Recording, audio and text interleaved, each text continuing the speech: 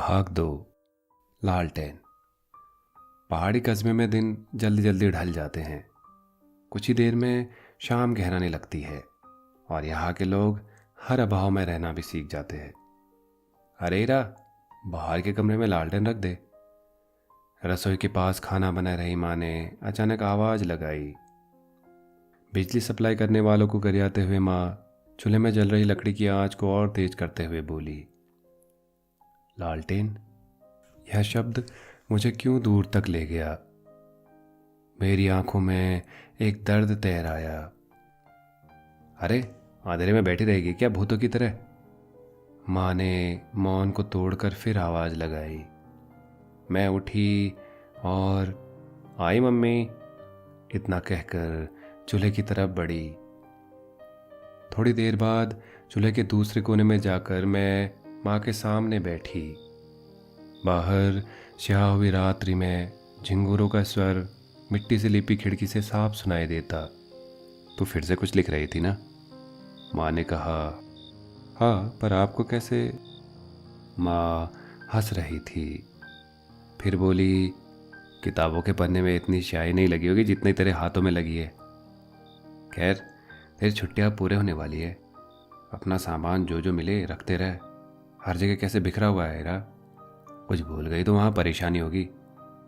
मैं राख और कोने में बुझे हुए कोयले की छोटी सी लकड़ी से कुरेद रही यह सब सुन रही थी। मम्मी, मेरा कुछ काम बचा है, उसे पूरा करके आती हूँ। इतना कहकर मैं बाहर कमरे में आ गई। गांव में नेटवर्क की समस्या। जब काम में मन नहीं लगा तो लैपटॉप बंद कर मैं उस जलती लालटेन को देखने लगी। आज क्यों इसे देख मेरा मोम की तरह सख्त हुआ दिल इस लौ की आंच में धीरे धीरे पिघल रहा था। कुछ पीछे छूट गया, याद आ गया हो जैसे। बाहर आई, आधे से खिड़की के पर्दे डोल रहे थे। तभी बाहर तेज आवाज के साथ कुछ गिरा। अरे रा, जाकर देख तो क्या गिर गया है। हाँ माँ। इतना कहकर मैं उठी और बाहर जाने लगी। वैसे मुझे अंधेरे से बहुत डर लगता है, सहम जाती हूँ मैं। लेकिन आज वह डर समाप्त तो हो गया है। बाहर आई तो देखा तेज चलती हवाओं में पेड़ तिरछे घूमे हुए हैं, जैसे अपने आप को बचा रहे हों। दूसरे कोने में ऊपरी सिरे में रखा फूलदान औंधे मुंह गिरा था। फूलदान किनारे पर रख मैं सीढ़ियों से अंदर जा रही थी कि तभी मेरे कदम रुक गए। पीछे पलटकर यह सब दोबारा देखने का मन हुआ। अंधेरे में कैद यादें दोबारा खींच ले जाती हैं क्या? यह सोचते ही उस क्षण धुंधली चांदनी बिखर आई थी। मुझसे मिलने आओगी नैरा? पता नहीं किस अधिकार से तुमने कहा था। यह शब्द जहाँ मन का कोना रोशन कर देते हैं, वहीं दूसरी ओर पहाड़ की तरह खामोश भी कर देते हैं। एक कलाकार की आंखों में भी तो उदासी हो सकती है ना, भले ही उन उदास आंखों में आंसुओं के निशान न दिखें, लेकिन वो आंखें आज भी उन धुंधलाए हुए खतों को पढ़ सकती हैं। एक थमा हुआ तूफान देख सकती हैं। मेरा तो सफ़र आसमान की ओर जाती अधूरी सीढ़ियों के जैसा था। मन के किसी कोने में एक लैंप पोस्ट था जो कभी कभी जलता तो दूसरे ही क्षण बुझ जाता। अतीत के धीमे रास्ते पर मेरा मन टहलने लगता। तभी अंदर से माँ की आवाज़ आई। आवाज़ से मेरा ध्यान टूटा। एक मुस्कुराता हुआ नकाब मैंने अपने चेहरे पर ओढ़ लिया। नकाबों के जरिए ही तो दुनिया चलती है ना। देर रात पास में ऊँगती हुई माँ से मैंने पूछा, हाँ? एक धीमी सी आवाज़ के साथ माँ ने उत्तर दिया, माँ, मैं कुछ दिन और रुकना चाहती हूँ, शहर में मेरा मन नहीं लगता। कुछ देर बाद माँ बोली, कुछ पाने के लिए कोशिश तो करनी पड़ती है नायरा। जब मन न लगे तो आ जाना, बस कुछ ही महीनों की तो बात है। अगले दिन देर शाम तक उन खेतों की पगडंडियों पर देर तक टहलती रही। घर से कुछ ज़्यादा ही दूर आ गई थी शायद। थक कर बैठने की जगह ढूंढने का प्रयास कर ही रही थी कि पास के ढलान वाले भाग में सुंदर सा हरा पेड़ दिखाई दिया। पेड़ के नीचे हरी धूप बिखरी थी। कुछ देर बाद जाने को मुड़ी ही थी कि किनारे की तरफ सफ़ेद कवर की हुई एक किताब मुझे मिली। आसपास नजरें घुमाई तो वहां कोई न था। किताब को उलट पलट कर देखा, कोई नाम न था। कहानियों और नज्मों से भरी कोई किताब थी। पलटते हुए एक नाम दिखा। ऊपरी भाग पर ब्लू पेन से लिखा था, दर्शित। पता नहीं क्या सोचकर वह किताब घर ले आई। उस दिन शुक्रवार था ना, और जुलाई का आखिरी सप्ताह, लगभग बरसात का मौसम। किताबों वाले कमरे में आज सारे मौसम घिराए हैं। मुझे पता था आज फिर बरसात होगी। रात अभी बाकी है। नींद वो तो यहाँ से कोसों दूर। बाहर हो रही बारिश में तेज हवा भी अंदर आने को है। खिड़की बंद कर उसे फड़फड़ाते हुए किताबों के पन्नों को रुकने के लिए छोड़ दिया। कुछ देर बाद स्वयं ही उन पन्नों को धीरे से पलटती हुई मेरी उंगलियां रुक गई। ऊपर लिखे नज्मों में अपने मन के छिपे प्रश्नों को नीचे लिखा था, कुछ अधूरा सा। गुमनामी में जीना अच्छा लगता है, कुछ मेरा मेरे पास रहने दो। 2 पन्नों के बाद फिर एक नई पंक्ति। आज अरसे बाद बंद दरवाजे से मैं उस खाली हो चुके पेड़ को सोच रहा हूँ। क्यों मुझे पतझड़ की आवाज़ सुनाई देती है? क्या तुम भी यह महसूस करती हो? पाब्लो की लिखी पंक्तियों को पढ़कर शायद फिर कुछ सोचकर लिखा होगा, पर कोई इतनी गहराई से भी चीज़ों को कैसे देखता होगा? तमाम विचार मेरे मन में बुलबुले की तरह उठ रहे थे। कौन हो सकता है? देख के तो नहीं लगता कि इस कस्बे में किसी को किताबों को पलटने में इतनी रुचि होगी। फिर रात गुजर गई। पन्ने पलटते गए। आखिरी पन्ने पर फिर एक अधूरा सवाल था, रातों में यादों का आना तय होता है क्या? क्यों नरम फांव वाली बर्फी कभी कभी अपने निशान छोड़ जाती है? घड़ी की आती टिक टिक की आवाज़ में सारे शब्द सेकंड की सुई की तरह मेरे मन में घूम रहे थे। मुझे लग रहा था मैं किसी के शब्दों की डोर थामे उनके साथ अनंत तक चली जा रही हूँ। दूसरे दिन मैं देखती हूँ कि मैं उस स्थान पर वो किताब छोड़ने आई हूँ। देर तक मेरी नज़रें उस बहेलिये की तरह उन रास्तों पर टिकी रही। शायद कोई लेने आए। देर तक इंतजार करने पर भी कोई ना आया। मैं फिर उसे ये सोचकर घर ले आई कि कल रतन चाचा को दे दूंगी, उस पुरानी छोटी लाइब्रेरी में रख आएंगे। वैसे भी मुझे पता है किताबों में रुचि रखने वाला लाइब्रेरी शायद जाए। जाने के दिन माँ ऊपरी सड़क तक छोड़ने आई थी। बस आने में कुछ समय शेष था। मम्मी तुम यहीं रुको, मैं लाइब्रेरी जाकर आती हूँ, बस 15 मिनट। जल्दी आना, बस न छूट जाए। माँ ने आवाज़ लगाई तो प्रत्युत्तर में मैंने केवल सर हिला दिया। आसमान से कुहासा झिरझिराते हुए गिर रहा था। सामने लकड़ी का बना वही पुराना गेट, जंग खाई हुई पुरानी छत की टीनें और दरवाजे पर लगा वही हरा पेंट। पास के कुछ पेड़। कुछ भी तो रचमात्र नहीं बदला था यहाँ।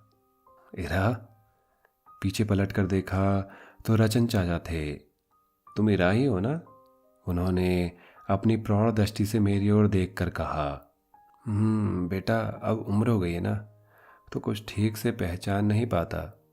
यह कहते हुए उन्होंने एक हल्की सी हंसी बिखेर दी। उनके हाथों से कुछ भारी किताबें उठाकर हम ऊपर की ओर बढ़े। चाचा, अभी भी यहाँ कोई पढ़ने आता है क्या? मैंने जानने की दृष्टि से पूछा। कभी कभी स्कूल में आए नए अध्यापक या फिर कभी कभी उनकी सलाह पर भेजे गए बच्चे। फिर ये किताबें? हाँ, ये कभी किसी एनजीओ की तरफ से भेंट की जाती है तो मैं पुरस्कार के तौर पर यहाँ ले आता। एक फीकी और उम्मीद भरी मुस्कान उनके चेहरे पर दौड़ आई थी। इरा, सुमन और मैंने हमेशा यहाँ पर किताबों को पढ़ते हुए वक्त बिताया है, और उसके जाने के बाद भी मैं उसका सपना पूरा कर रहा हूँ। एक गहरी सांस भरकर उन्होंने कहा, किताबों से भी तो कई यादें जुड़ी होती है ना। और वो हमेशा कहती थी, डूबना अंत नहीं होता। मेरा किताबों वाला ये घर कभी आबाद रहता है तो कभी वीरान पड़ा रहता है। कितना अजीब सा सन्नाटा चारों ओर फैल गया। फिर मौन को भंग करते हुए बोले, वैसे मेरे 2-3 महीने तो कट ही जाएंगे इनसे। फिर हंस पड़े थे, जैसे मौसम के साथ साथ यादों का भी एक अनहाम संबंध हो जिंदगी से।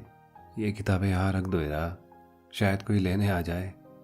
पता नहीं क्या सोचकर उस क्षण बीच में रखे बुकमार को मैंने अपने पास रख लिया और बाहर चली आई। कई महीनों बाद आज उस बुकमार को मैंने अपनी किताब के बीच पाया, जिसमें तिरछे शब्दों में लिखा, कभी कभी फड़फड़ाते हुए पक्षी की तरह मैं तंग कलियों से निकलकर दूर फैले जंगल में चला जाता हूँ, जहाँ तुम उन जंगली फूलों का गुलदस्ता बनाने के लिए बैठी रहती हो। क्यों कुछ रिश्ते गहरी बुनियाद छोड़ देते हैं, क्यों उनमें एक अपनेपन का सा भाव उभर आता है। काश कि आज मेरे पास तुम्हारा पता होता। बहुत सी बातों को पतों में उकेरा है मैंने, पर इनमें कोई मुहर या टिकट नहीं है जो इन सब को तुम तक पहुंचा सके। उस किताब में लिखे कई अधूरे प्रश्नों को पूरा करने का प्रयास किया था मैंने, कुछ चंद पंक्तियों का सहारा लेकर। कुछ पत्तों पर जैसे पानी नहीं ठहरता, उसी तरह जिंदगी नहीं ठहरती। जिंदगी को कैनवास पर उतार कर तो देखो। पानी में भी कभी अपनी शक्ल देखना अच्छा लगता है, किन्हीं आंखों में सारे सवालों के जवाब होते हैं।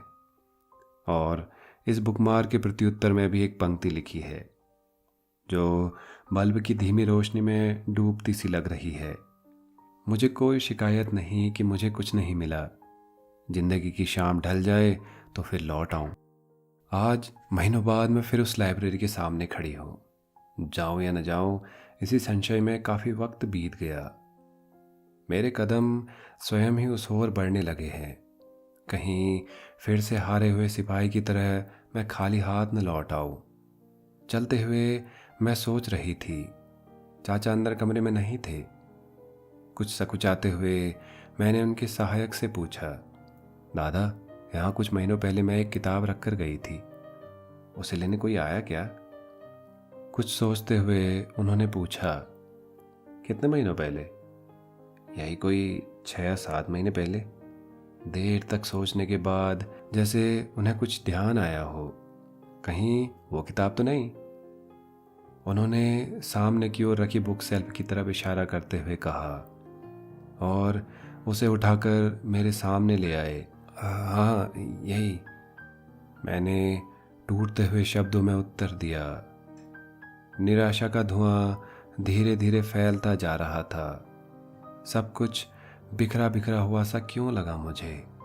दर्शे तो उस दिन लाइब्रेरी आया था पुरानी ली हुई बुक जमा करने। नए कलेक्शन में गया तो इस बुक को लेकर मेरे पास आया। अब बोला, दादा ये किताब यहाँ कैसे आई?